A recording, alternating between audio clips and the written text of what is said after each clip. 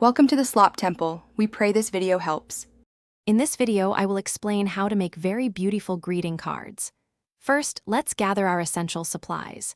You'll need good quality cardstock, perhaps in a weight of 65 pounds or more, sharp scissors, and a reliable adhesive.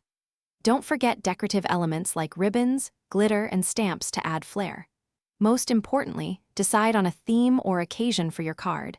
This will guide all your creative choices from the very beginning. Now, let's talk about design. A well-balanced layout is key, whether you prefer a symmetrical or asymmetrical arrangement. Think about using contrasting colors and textures. For example, a smooth background with a textured embellishment can be very striking. Always aim for a clear focal point, perhaps a large stamped image or a prominent sentiment to guide the eye. This makes your card visually appealing and easy to appreciate. To truly elevate your card, consider adding special touches.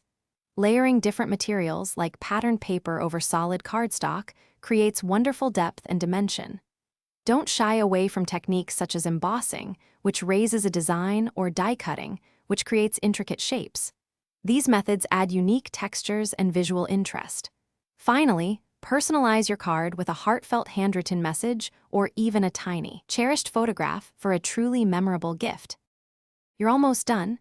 Before presenting your card, double-check that all elements are securely attached and the card itself is clean, free from any smudges or adhesive residue. For a professional touch, consider placing your finished card in a clear protective sleeve or a beautifully matching envelope. The final step is the most rewarding. Share your unique handmade creation.